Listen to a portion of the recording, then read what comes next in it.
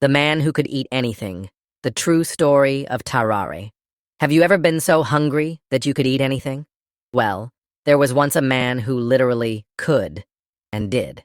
This is the disturbing true story of Tarrare, a man whose appetite was so abnormal, so insatiable, that it defied medical understanding and led him down a path of horror that's almost impossible to believe. Before we dive into this bizarre case, take a moment to hit subscribe and ring that notification bell. This story is just one of many historical oddities we'll be exploring, and trust me, you won't want to miss what's coming next. Tarrare was born around 1772 in rural France. By his teenage years, it became clear he wasn't like other people. He could consume his entire body weight in food daily, and somehow still look emaciated. Imagine being able to eat an entire feast meant for 15 people in one sitting. This wasn't a party trick. It was his reality. Cast out by his family, who couldn't afford to feed him, Tarrare joined a traveling group of thieves and charlatans. He became a sideshow attraction, swallowing corks, stones, and entire baskets of apples. Audiences would gather to watch him consume live animals whole: snakes, lizards, puppies. Take a moment to think about that. He wasn't performing magic tricks. He was actually consuming these things. When the French Revolution broke out, Tarrare enlisted in the army, but even quadruple rations couldn't satisfy his hunger. He would scavenge through garbage and eat discarded poultices from the medical tents, bandages soaked in blood and pus. This is where his story gets even stranger. Military officials, impressed by his unique abilities, recruited him as a spy. Their plan?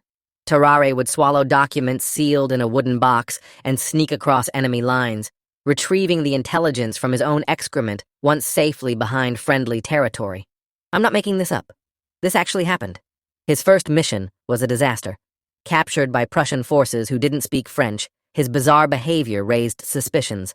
When the wooden box was discovered in his stool, he was tortured and nearly executed before being released as a warning to the French. After failing as a spy, Tarrare sought medical help at the Hôtel Dieu in Paris. Dr. Pierre-François Percy, a renowned surgeon, documented his case extensively. Percy described Tarrare's appearance as disturbing. His skin was paper-thin with visible veins, his cheeks wrinkled and hanging, capable of stretching to hold a dozen eggs. When he opened his mouth, doctors could see straight down his throat.